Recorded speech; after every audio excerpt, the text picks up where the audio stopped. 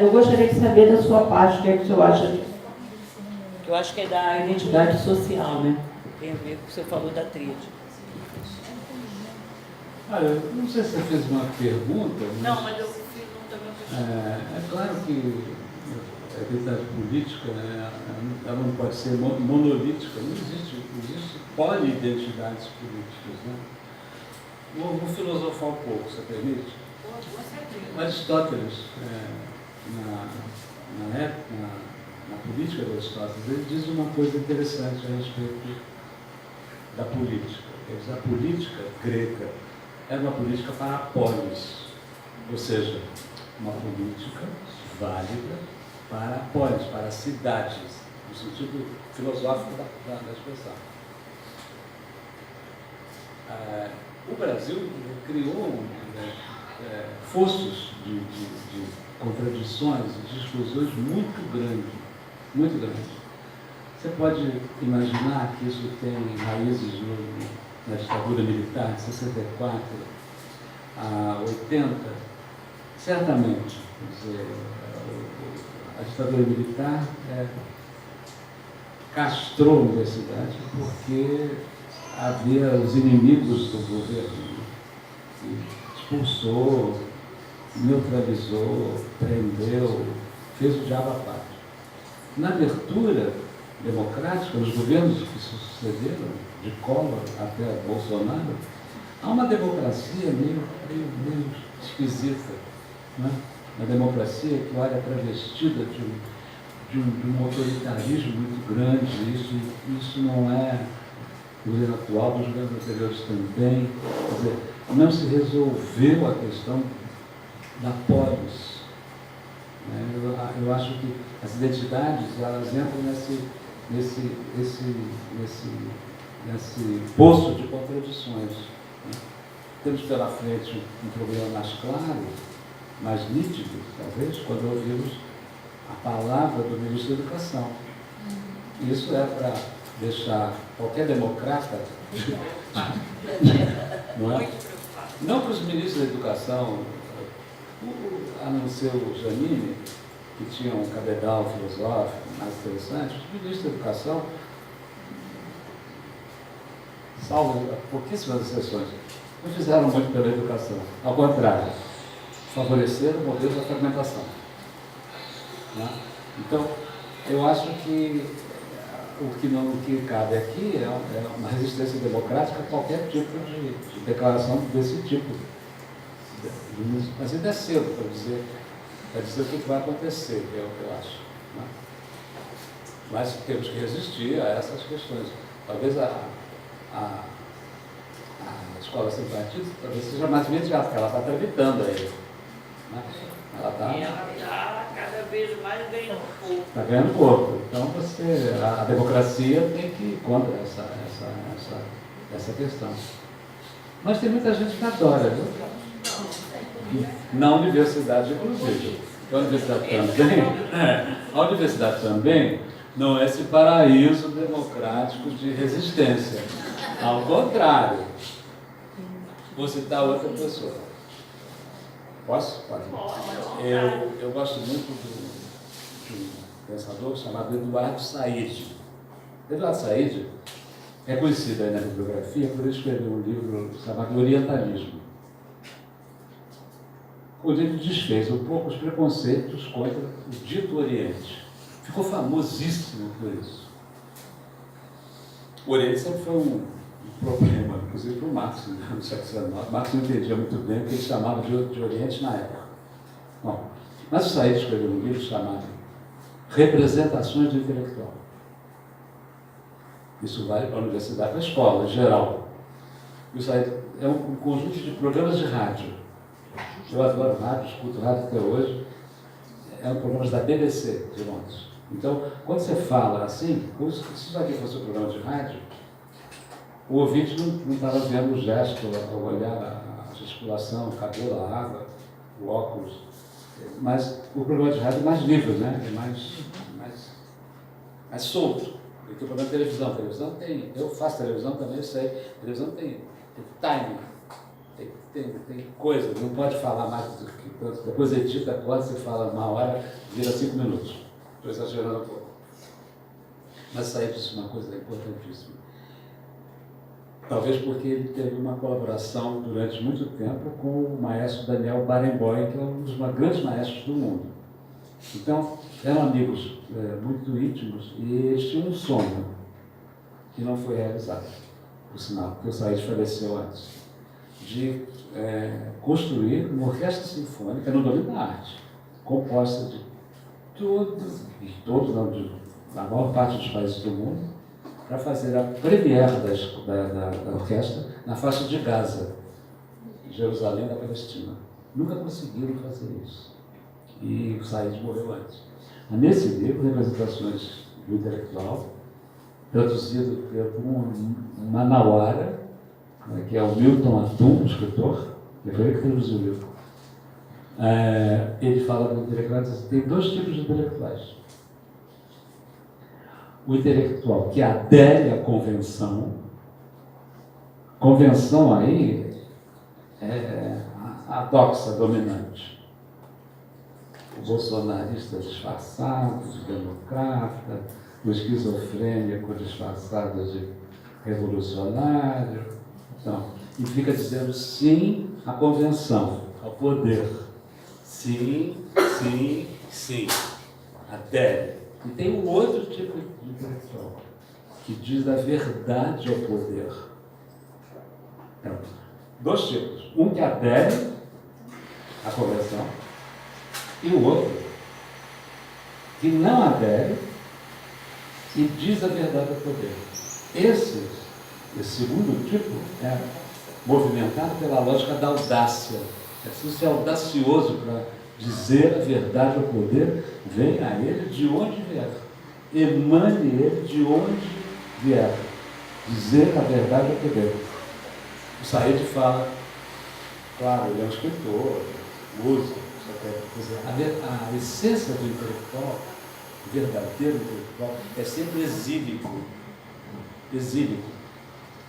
Exílio não no sentido de morar em outro lugar.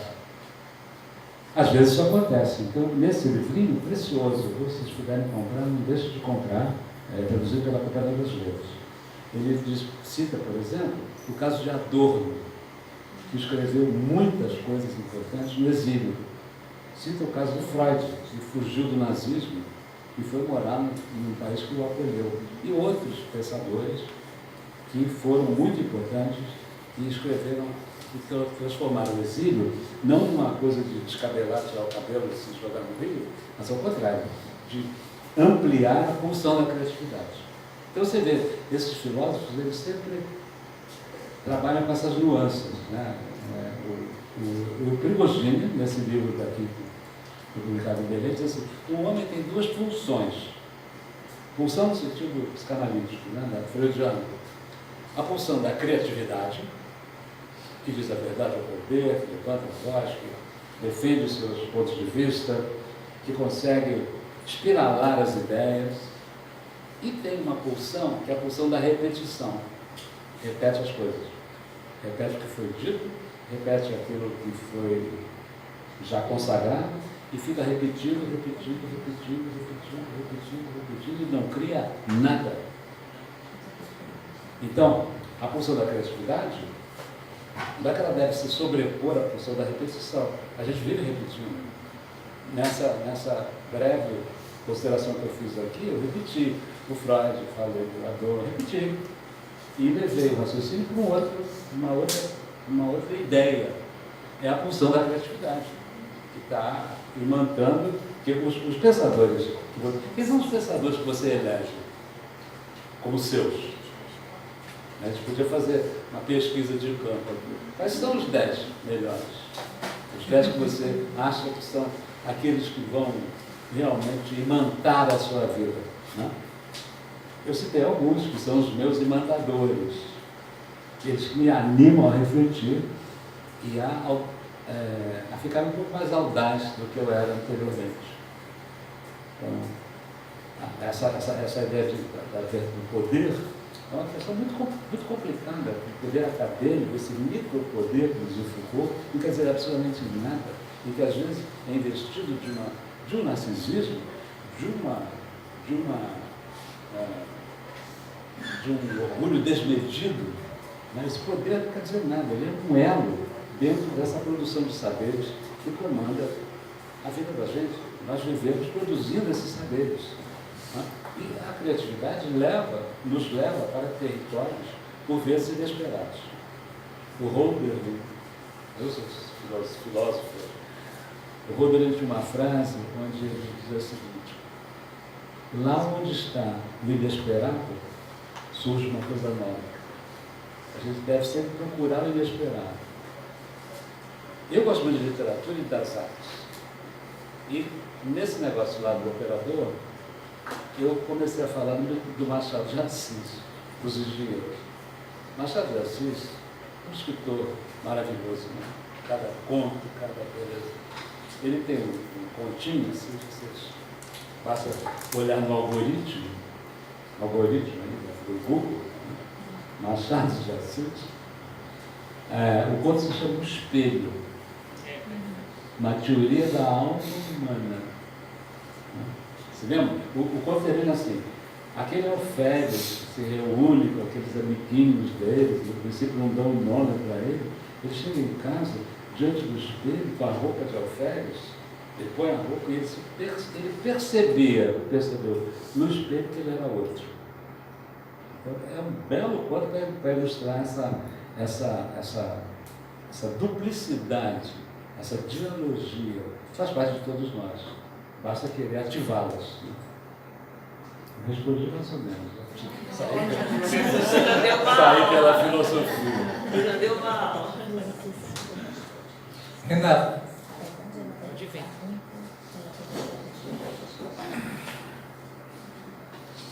Está dando uma sede, né? É porque o ar-condicionado seca já. Seca. Quantos minutos eu tenho, professor?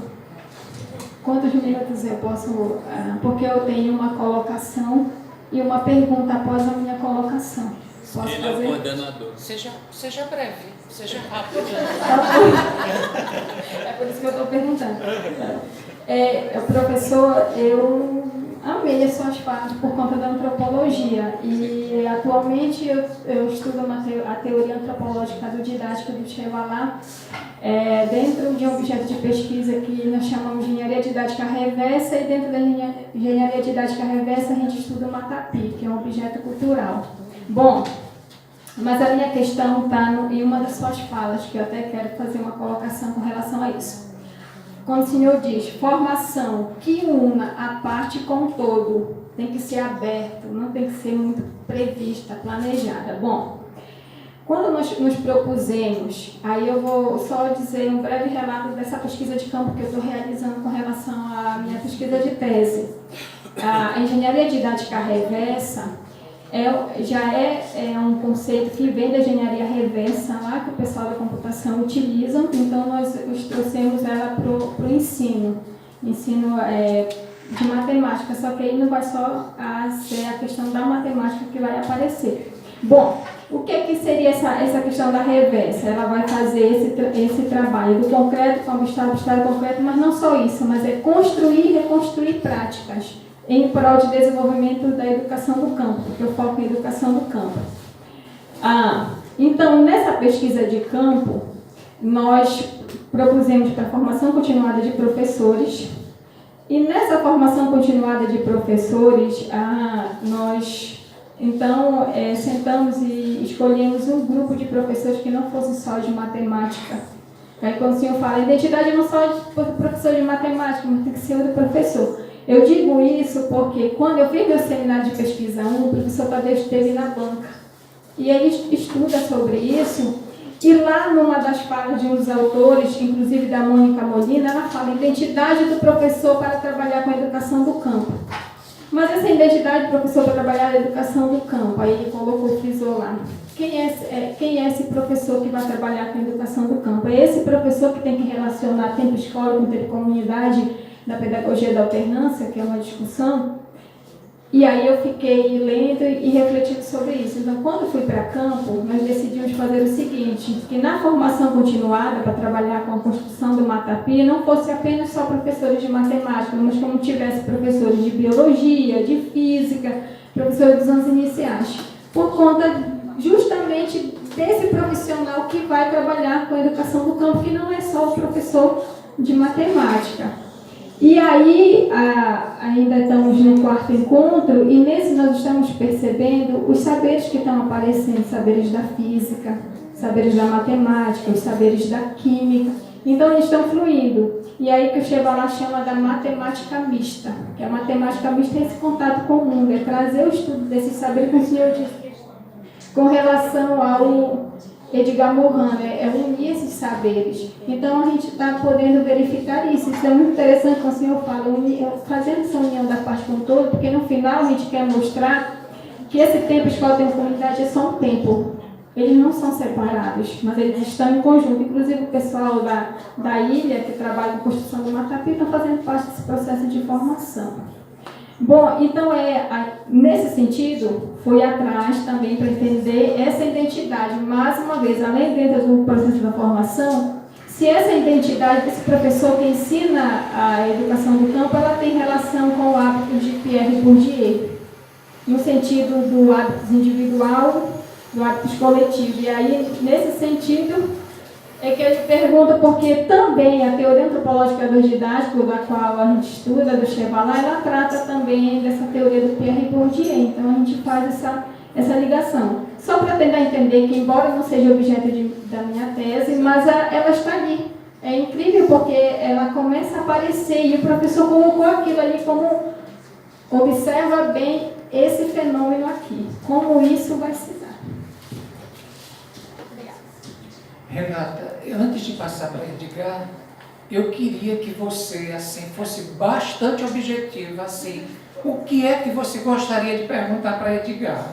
Professor, porque era uma colocação e uma pergunta com relação do Bourdieu. Peraí, vou passar. Tudo bem. Olha, eu vou dizer uma coisa para você. No transcorrer de uma vida, você vai fazendo uma peneira nos autores com os quais você se identifica mais. A expressão subjetiva disso é a biblioteca de um pesquisador, né?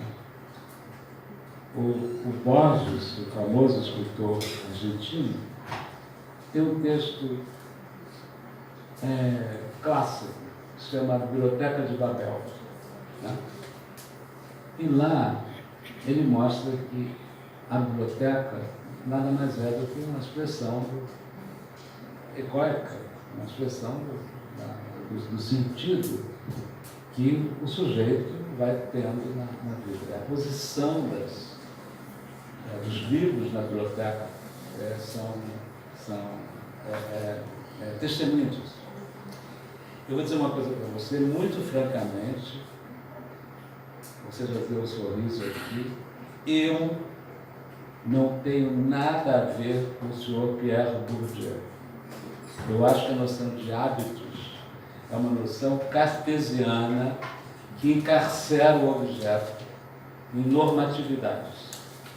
Para não discutir muito Bourdieu, para não penalizar o Bourdieu demais, que já está no céu, você está no inferno. Eu gosto do Bourdieu dos extremos. Eu gosto do Bourdieu das pesquisas na África e gosto do Bourdieu do final na crítica da mídia e do poder masculino. Gosto bastante. Esse meio de campo onde ele queria fazer as grandes pesquisas do mundo, o gosto, o hábito, eu acho que elas são muito normativas demais. E às vezes combinar o Bourdieu com outros autores, é preciso ter decantar melhor, que inserir melhor, porque um pensador, assim, você não pode dizer as ideias do Bourdieu, porque um pensador vai mudando vai mudando a partir do momento que a vida vai correndo. Eu mesmo, às vezes eu digo isso. Quando eu li a minha tese de doutorado, eu sinto meu cabelo fica em pé. Como é que você, seu desgraçado, podia escrever essa tese desse jeito? E por quê? Eu era antropólogo, lá no Fragmento, e quem é antropólogo? Estuda os índios. Lá fui eu estudar os índios lá de São Paulo. E eu, que era também ideologicamente um marxista inveterado, continua a ser, um pouco mais aliviado. E eu quis aplicar as regras da acumulação nos índios, lá no meu micro-objeto. E construí um fantasma, no sentido da psicanálise, um fantasma. Porque eu não consegui ver a acumulação na pesquisa empírica e construir uma tese totalmente voltada ou baseada no materialismo histórico, estudando os índios de São Paulo. Criou-se como é que se diz? Um gap, um abismo entre o universo empírico e a fonte inspiradora. Tem uma razão? Claro que tem. Eu fazia uma antropologia marxista na época. Eu estou falando dos anos 70, 75. Quer dizer, hoje, olhando a tese, meu editor disse assim para mim: por que você não escreve outra tese? Eu vou escrever outra tese, coisa nenhuma. Faz um post-fácil. Eu disse: não faço post-fácil. Está lá consagrado. E o que tem de inovador, talvez, é o meu diário de campo. Darcy Ribeiro precisava dizer assim: antropólogo, quando morre, o seguidor publica o diário de campo. O meu está trancafiado a 7 chaves. Olhando de vez em quando o diário, eu vejo as agruras da pesquisa. Então, isso, eu estou falando isso porque, por causa do Bourdieu. Porque o Bourdieu não é só o Bourdieu do Actos. Ele é o Bourdieu dessas pontas da crítica ao poder masculino, à mídia, e o Bourdieu da antropologia, da etnologia africana, que ele começou pelos Kabila, lá na África. Então, eu gosto, ele é um excelente pesquisador. Depois a normatividade tomou conta dele, e o sucesso dele no Brasil é mais pela normatividade. Como assim a normatividade? Do hábitos. Porque Hábitos é normatividade. Hábitos não tem emergência, não tem dissipação. Hábitos é hábitos. É repetição. Não, mas o hábito ele pode ser consciente ou inconsciente. Não, mas ele não decifrou isso, não. Na pesquisa ele não decifrou Mas isso. na obrigatorização, acho que quando ele vai para a sociedade acadêmica, vai estudar essa sociedade. Dominação masculina Aí vai ver essa mudança. Mas é o posterior. Porque antes ele era retrodutivista, assim, era estruturalista. Não, olha, cada vez que você rotula as pessoas, eu acho que perde o sentido. Ele era estruturalista, ele era isso, ele era aquilo. Era um indivíduo como você, como eu. Mas acho que algumas leituras, por exemplo, lá em Gamboa, ele fala que as duas fases dele, ele é estruturalista também. Alguns autores citam. Essa coisa do estruturalismo, de E a dizer questão da teoria antropológica da habilidade, que eu chego lá e porque ele... cada vez que você rotula as pessoas, você perde a identidade triádica da pessoa. Você rotulou. É por isso que eu lhe perguntei que a identidade é um processo complexo. Quando ele colocou lá na tese, embora não fosse o objeto da tese, e aí eu comecei a me questionar sobre isso. Eu sei, mas isso não tem nada a ver com hábitos. Mas é por isso que eu estou me perguntando se tinha relação. Não, eu acho que não tem. Porque assim, Acho se que não eu tem. tenho uma opinião, mas tem outras pessoas que eu já perguntei, parece que dizem que tem relação. Bom, isso aí você vai ter um planetário de diversidade. Né, querida? As ideias caminham como as nuvens. Porque depende do contexto, é isso que eu quero colocar. Porque, por exemplo, a teoria da qual a gente faz parte, já tem relação. Fechou, vamos passar para frente. Né? Tem quem agora? Jeová, quem mais? Isabel, quem mais? A gente fez o fechamento. Né? Jeová e Isabel. Não precisa, não. Né? Precisa. A minha voz não é muito boa no microfone. Bom dia. Bom dia, professor Edgar. A minha pergunta é sobre a religação ciência e arte. O senhor mencionou que uma urgência para o século XXI. Eu gostaria que o senhor falasse um pouco sobre isso. Por que que isso é tão urgente para o nosso século? Quer, Isabel, para a gente juntar as duas? Ok? Vamos lá. Primeiro, agradecer, né, ao professor Edgar. É uma honra tê-lo na nossa universidade e principalmente no nosso instituto, né? Eu também fui uma aluna indireta do professor Edgar por estar acompanhando o grupo, né, de estudo da complexidade pela professora Maria da Conceição Almeida, que também é uma sempre presente, né, uma professora sempre presente nos nossos espaços também formativos. E ouvindo agora sobre, né, essa tensão que há, né, de nós termos uma identidade aqui, mas não queremos que ela nos tome e nos cerceie, né, as ações, o pensar. Enfim, por outro lado, o quanto isso também pode ser uma provocação para nos deixar fora, então, de uma formação pensada para esta diversidade. Eu vou objetivar isso no projeto que nós temos trabalhado dentro do Instituto, que é a formação dos professores para os anos iniciais. Quando ela surgiu na tensão mesmo, né? Já existe um curso que forma, então não precisa de outro.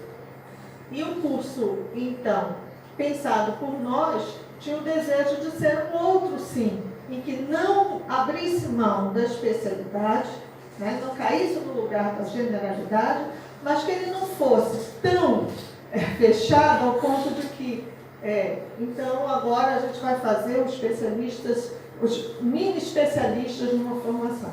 Também não é isso.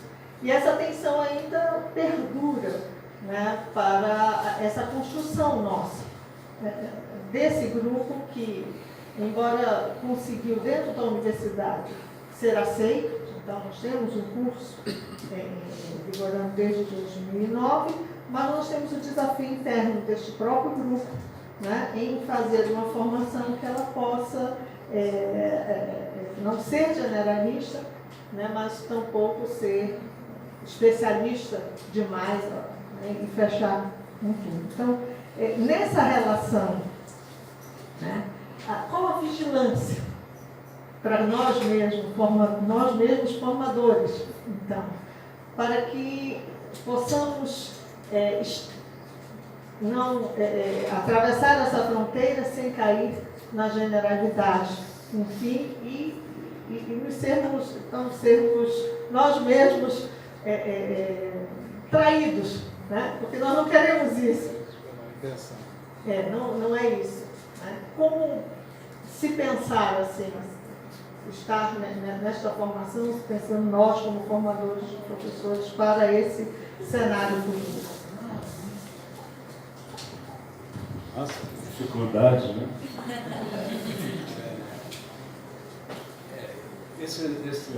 Essa consideração que você fez, exemplificando uma experiência local, eu acho que esse é o grande desafio que nós temos de transdisciplinarizar sem perder a especificidade, sem perder a competência da área. Então, as áreas competentes são as áreas que, no meu entender, que transdisciplinarizam, que vão além da competência, as verdadeiramente competentes. Então, essas experiências pluridisciplinares, elas são um caminho, porque o mundo, a ciência de ponta, ela já é transdisciplinar. Você pega até a ciência da computação, por exemplo, né? As ciências cognitivas. Para usar um exemplo, né? Eu acabei de traduzir um livro que se chama Natureza da Arte, o que as ciências cognitivas têm a dizer sobre a arte. Então, são os cientistas da cognição trabalhando com os indutores artísticos na compreensão do mundo atual e na compreensão do futuro. Então, é a universidade que ela ficou retardada, ela está atardê, ela está para trás. Então, experiências como essa é que deveriam ser multiplicadas aí pelo dispositivo acadêmico. Tem sintomas? Tem. São as brechas, né? Você pega, por exemplo, você citou a nossa querida Conceição Almeida, a fumante. O que aconteceu com o pensamento complexo? Quer dizer, o pensamento que junta. Isso já está dito e redito pelo Jean Morin, por uma porrada de gente, que junto que foi separado. Ele é odiado na universidade. Mas a vitalidade do pensamento complexo, ela vai nas brechas da organização universitária. São os grupos que vão aí. Os grupos, que são as emergências, as brechas, onde você pode ter uma certa liberdade de não abdicar da competência, mas tentar ir além dela. Então, os grupos de pesquisa com alguma... Porque também tem uma coisa, esses grupos de pesquisa certificados do CNPq, às vezes, eles são grupos disciplinares. Porque assim, você faz... cidade de São Paulo, você faz um grupo de pesquisa certificado do CNPq sobre cidade de São Paulo. Então, os grupos e os núcleos não nucleiam, ao contrário. Esse é um problema sério.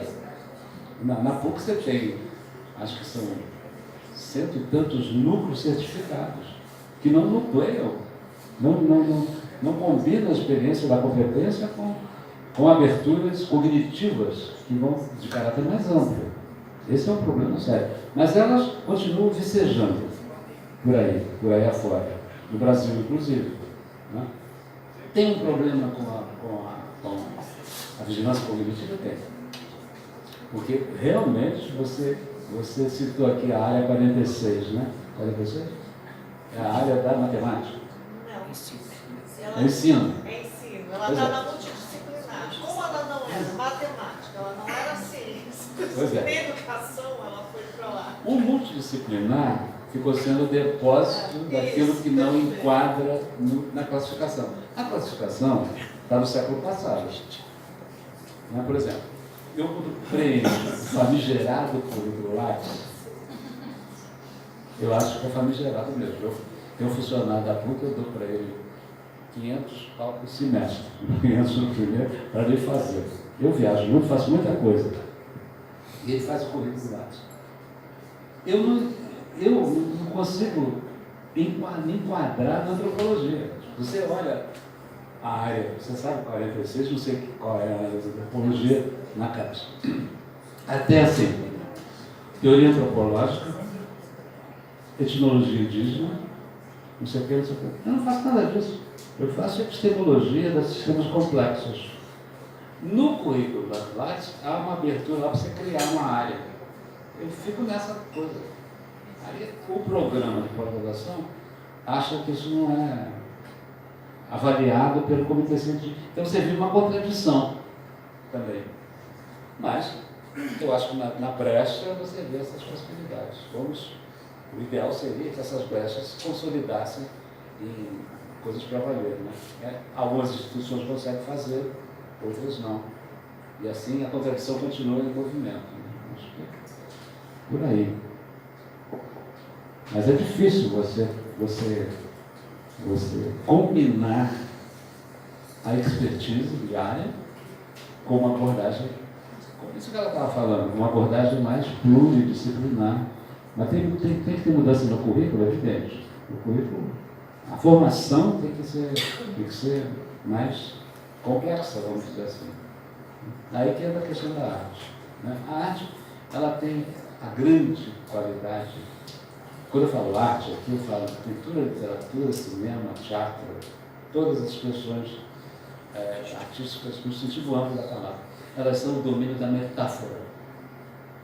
Tudo aquilo que é artístico, do cinema ao quadro do Renoir. É o domínio da metáfora. A ciência é o domínio da metonímia. Usando as figuras de linguagem, o que faz a metonímia? A metonímia substitui a realidade pelo conceito da realidade. Nossa amiga Conceição Almeida escreveu um texto que eu estou pedindo para ela mandar, que eu não mando até hoje, para eu olhar, que se chama A Inocência do Conceito. Não sei para onde ela foi falar isso agora. Porque nós ficamos dominados pela metonímia. Então, o conceito passou a ser lei do conhecimento. Né? O Deleuze, por exemplo, acha que o conceito é sempre impuro, inacabado. Ele diz assim, o conceito é um sobrevoo. Se o conceito aterrissa no objeto, o conceito perde a sua vitalidade. O Deleuze diz assim, o conceito é um centro de vibração. A frase que exemplifica essa ideia tão vigorosa do Deleuze e do Guattari é a seguinte. Esse livro chama O que é Filosofia. Não sei se vocês viram. Lá tem uma frase aparentemente banal, que é assim, a frase é textual. O conceito de pássaro não se esgota na classificação do pássaro numa ordem biológica, apenas. O conceito de pássaro envolve o ritual do acasalamento, a postura das cores, o canto do pássaro. Então, o conceito, ele é um conceito vibratório. Ele fica assim, cintilando o tempo inteiro. O pássaro não se esgota na classificação biológica, porque o pássaro é mais do que isso. Ele canta, ele se acasala, ele tem plumagem, ele tem cor, ele tem movimento. Então, isso às vezes é capturado. Por exemplo, outro dia eu fui no exame de qualificação do Instituto de Música, onde me chamam. O caso é ensino de música, educação musical. É isso. À luz da teoria da complexidade. Então ele pega uma coisa dos pássaros, dizendo que no começo as primeiras musicalidades são imitações da natureza. Os primitivos ouviram o canto e começaram a fabricar mimeses, instrumentos toscos, que podiam imitar o canto. Ela surge como mimese, como imitação. E depois a música foi assumindo novas posturas, pelas tecnicalidades dos instrumentos, etc. Agora, a música é o terreno da metáfora, por excelência. Quando você senta, a primeira pergunta que eu fiz ontem no aeroporto, ao comitê de recepção, foi assim, tem cinema aqui em Belém?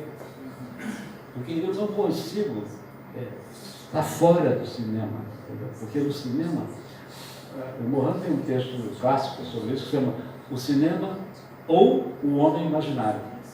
Né? O cinema faz com que você veja cenas que você, às vezes, vê na vida cotidiana, e o cinema faz outra coisa da cena cotidiana. Né? Por exemplo, o Woody Allen, antes da acusação aí do assédio, ele tem um texto sobre o cinema. O homem que entra na tela e fica vivendo um espetáculo que ele está vendo na narrativa cinematográfica. De qualquer maneira, a arte é sempre metáfora. Metáfora. As pessoas fazem essa distinção e dizem assim, os cientistas deviam ser mais metafóricos. O cientista é metonímico demais. O conceito é uma paisagem mental. A teoria é uma paisagem mental. É isso que ela é. A ideia do pássaro não é a classificação biológica. Apenas é também. O biólogo faz uma puta classificação. Agora, o pássaro é mais do que isso. Às vezes menos, dependendo do olhar do pesquisador. Mas a arte não deve ser nas teses, parece aula, né? É ilustração. Agora eu vou mostrar o quadro do Renoir. Ela tem que entrar na narrativa, ela tem que ser uma forma de narratividade e ter o mesmo estatuto da ciência. Aliás, nesse livro, que é a filosofia, os autores trabalham com isso no final do livro. Diz, olha, qualquer sujeito da enunciação, que somos nós, por acaso matemáticos, filósofos, canalistas, nós temos que movimentar os territórios da filosofia, da ciência e da arte. Sem isso, sem essa tríade, o conhecimento vai ser mesmo uma paisagem mental embaçada, uma paisagem mental frágil, né?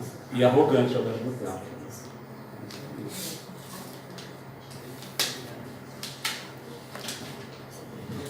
Ok. O sorteio está aqui. Joga? Não. Bom, eu... Que da noite. Não, mas já está aqui, está a lista aqui. Né? Eu quero agradecer, em nome da organização do evento, a Edgar, e muito obrigado. Eu fiquei observando, fazer aqui uma coisa rápida, né? Durante a sua fala, que você está aposta nesse conceito de identidade a partir de Mohan, né? Mas na tríade que você apresentou, que está no método. Né? Eu acho que a ideia, a chave, talvez esteja por aí, pelo que eu compreendi da sua fala. Eu não sou morano. Então, eu queria que Edgar só falasse escolhesse um número de 1 a 47. Assim? Tipo um número qualquer, para a gente... De 1 a 47. 19. 19. Então, eu vou passar aqui para a Rafaela, olhar aqui quem é o 19.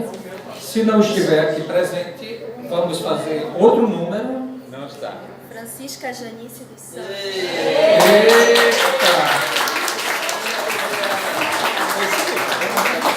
Ela merece. É dedicatória?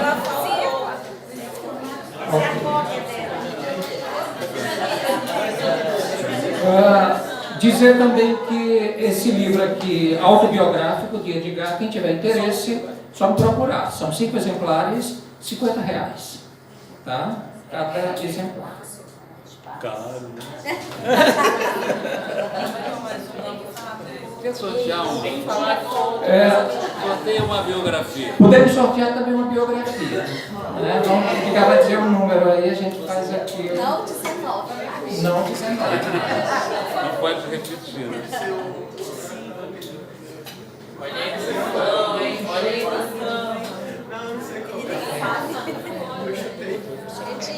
É tipo, como é que é? De 1 a quê? De 1 a 47, Sessão do 19. menos o 19. 38. 38.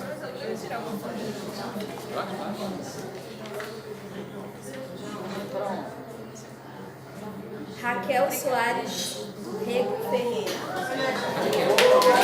Aqui.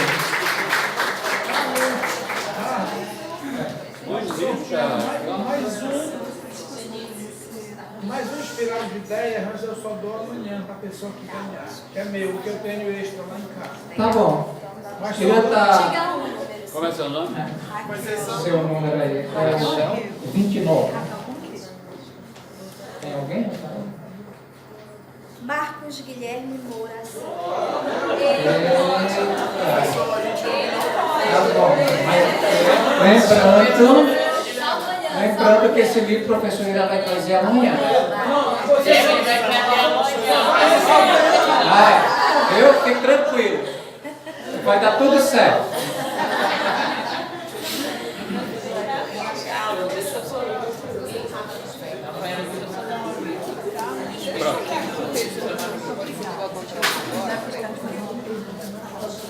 Gente, a gente agradece muito ao professor Edgar por essa conferência de abertura maravilhosa, essas discussões, né, muito boas. E só lembrando que à tarde, tá, nós vamos fazer intervalo para o almoço, depois a gente quer fazer